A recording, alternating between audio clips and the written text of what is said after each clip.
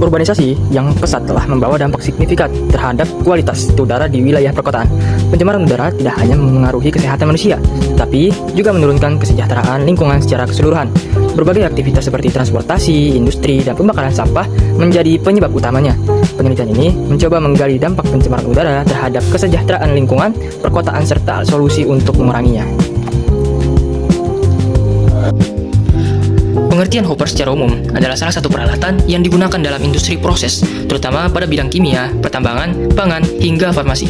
Fungsinya adalah sebagai wadah penampung sementara untuk material padat atau granular, misalnya serbuk, butiran, pasir, batu-batuan, serta biji-bijian. Hopper biasanya berbentuk kerucut atau piramida terbalik agar material dapat mengalir turun dengan mudah karena adanya gaya gravitasi. Peralatan ini penting karena memudahkan proses penyimpanan, pengaturan aliran material, serta pengisian ke unit proses berikutnya, seperti conveyor, belt screw feeder, atau reaktor.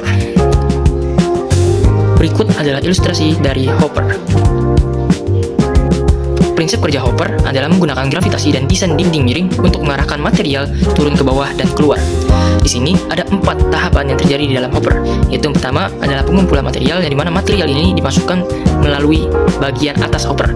Lalu yang kedua adalah dinding miring, yang dimana dinding ini dirancang miring dan menyempit ke bawah untuk memandu material bergerak turun. Lalu yang ketiga adalah adanya gravitasi yang mendorong material untuk mengalir ke bawah melalui hopper. Lalu yang terakhir, keempat, adalah mekanisme pengeluaran, yang dimana di bagian bawah terdapat mekanisme seperti katup putar, pengumpan ulir, atau pengaduk untuk mengatur dan mendorong aliran material keluar dari hopper secara terkontrol dan stabil. Karakteristik umum hopper. Hopper biasanya memiliki bentuk geometris konikal pada silo silinder atau berbentuk trapesium pada silo persegi. Yang kedua, ada sudut kemiringan hopper. Sudut kemiringan ini menentukan apakah hopper tergolong steep curam atau shallow landai. Karakteristik selanjutnya yaitu jenis aliran. Hopper dapat menghasilkan 2 pola aliran. Yang pertama ada funnel flow dan yang kedua ada mass flow. Kemudian ada kemiringan dinding dari hopper. Sudut kemiringan dinding ini sangat berpengaruh terhadap pola aliran. Dasar atau faktor alat hopper yang pertama yaitu ada sifat material yang disimpan. Sudut gesek antara material, sudut gesek antara material dengan dinding hopper, kerapatan curah, ukuran partikel maksimum agar tidak terjadi interlocking, tingkat kohesi material, mudah mengalir atau cenderung menggumpal. Lalu yang kedua, bentuk dan kemiringan hopper. Hopper berbentuk kerucut atau aliran bidang memiliki batasan sudut tertentu agar tercapai aliran massa. Untuk memastikan aliran massa, kemiringan dinding harus berada dalam rentang tertentu sesuai sifat gesek material. Dan permukaan dinding harus halus dan tidak korosif agar sudut gesek tidak mengikat. Lalu yang ketiga itu ada ukuran outlet, dimensi outlet, diameter untuk lingkaran, sisi untuk persegi atau lebar untuk outlet persegi panjang. Harus cukup besar untuk mencegah terbentuknya ersing atau piping atau doming. Pada outlet persegi panjang, rasio panjang terhadap lebar sebaiknya lebih besar atau sama dengan 3 agar aliran tidak berubah menjadi funnel flow. Lalu yang keempat, jenis pola aliran yang diinginkan. Yang pertama itu ada municipal hopper, dipilih jika dibutuhkan aliran seragam, mencegah segregasi partikel first in first out dan mengurangi dead zone. Yang kedua itu funnel flow hopper, dapat dipakai untuk material free flowing tetapi berisiko segregasi dan dead zone. Dan yang terakhir yaitu peralatan tambahan as discharger atau feeder. Jika material sulit mengalir atau dan harus lebih kecil, dapat ditambahkan feeder seperti vibrating hopper, screen feeder, belt feeder, atau air slide feeder. Pemilihannya tergantung pada ukuran partikel, bentuk outlet, dan kapasitas aliran yang dibutuhkan. Hopper bisa diaplikasikan di berbagai macam industri. Aplikasi hopper salah satunya yaitu pengendalian aliran material. Hopper ini dirancang agar material dapat mengalir dengan stabil menuju alat berikutnya, seperti conveyor, screw feeder, atau rotary valve. Penyimpanan material padat merupakan salah satu aplikasi dari hopper. Hopper ini digunakan sebagai bagian bawah dari silo atau bin untuk menampung berbagai material curah, misalnya pasir, biji, semen, tepung, dan hasil pertanian lainnya. Aplikasi hopper selanjutnya seperti pada hopper penimbangan. Hopper penimbangan ini digunakan sebagai aplikasi untuk penimbangan yang akurat. Hopper juga sangat digunakan di dalam industri kimia dan pangan.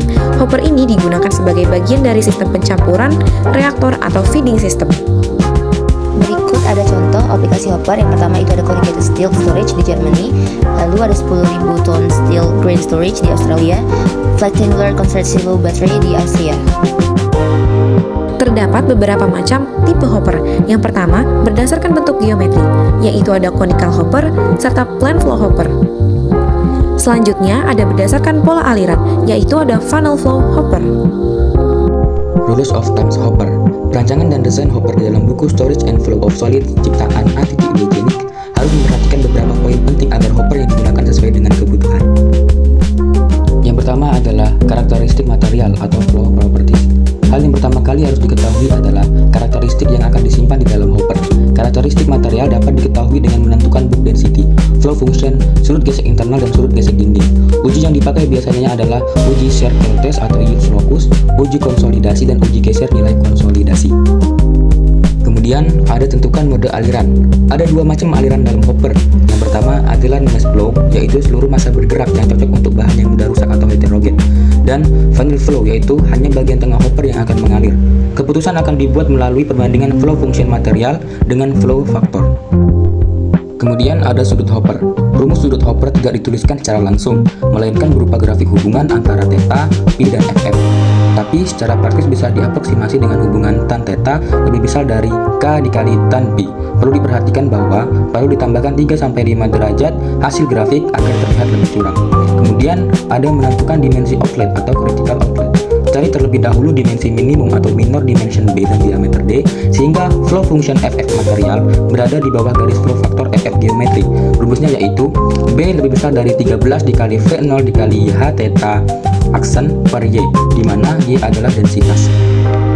Selanjutnya adalah analisa rotoling dan piping. Rotoling adalah terbentuknya lubang aliran vertikal yang meninggalkan dinding mati, sedangkan piping adalah terputusnya aliran dari bagian bawah. Tujuannya adalah untuk memastikan tidak terbentuk saluran kosong di tengah hopper. Rumusnya sendiri yaitu D sama dengan 13 dikali V0 dikali G theta aksen per Y. Selanjutnya ada posisi pemasangan. Hopper harus dipasang vertikal lurus agar sudut hopper sesuai desain dan kemiringan sudutnya dapat mengubah aliran dari mass flow menjadi final flow. Kemudian ada pemilihan material dinding. Dinding hopper harus licin namun tidak korosif atau mudah tergores. Contohnya adalah stainless steel, epoxy coating, PTFE liners, atau polished steel. Semakin licin dinding, maka flowability akan meningkat sehingga sudut hopper atau ukuran outlet dapat lebih kecil. Ada juga discharges atau feeders, jenis dan kapan dipakai. Hal ini diperlukan untuk mengatur laju alir dan memulai aliran. Beberapa contohnya adalah vibrating hopper, air hopper, screw feeder, bill feeder, apron feeder, reciprocating feeder, star feeder, dan masih banyak lagi. Dan yang tak kalah penting yang terakhir adalah faktor keselamatan dan pemeliharaan. Kontrollah alat sesuai keadaannya, seperti jika bahan mengeras, maka segera vibratorkan. Pasanglah juga safety factor untuk outlet atau sudut yang di antara 1,2 sampai 2, tergantung risiko dan pertimbangan ukuran partikel. Kemudian kita masuk ke study case. Ada sebuah hopper kerucut digunakan untuk menyimpan material curah.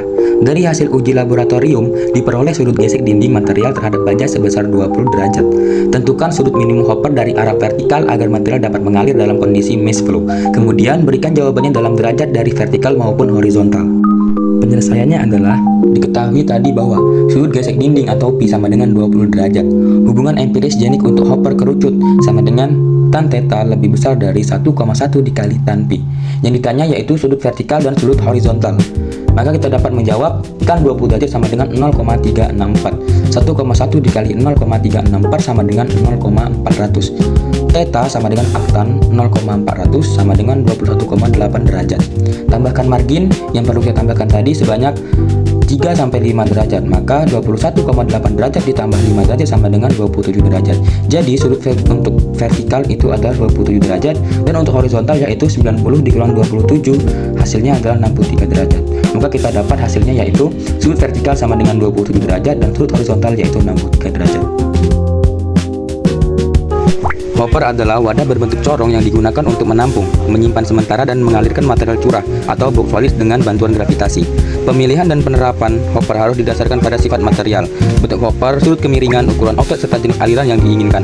Hopper yang dirancang dengan baik akan memastikan aliran massa yang stabil, mencegah pencumbatan, mengurangi segregasi, dan meningkatkan keandalan proses penyimpanan maupun penyaluran material.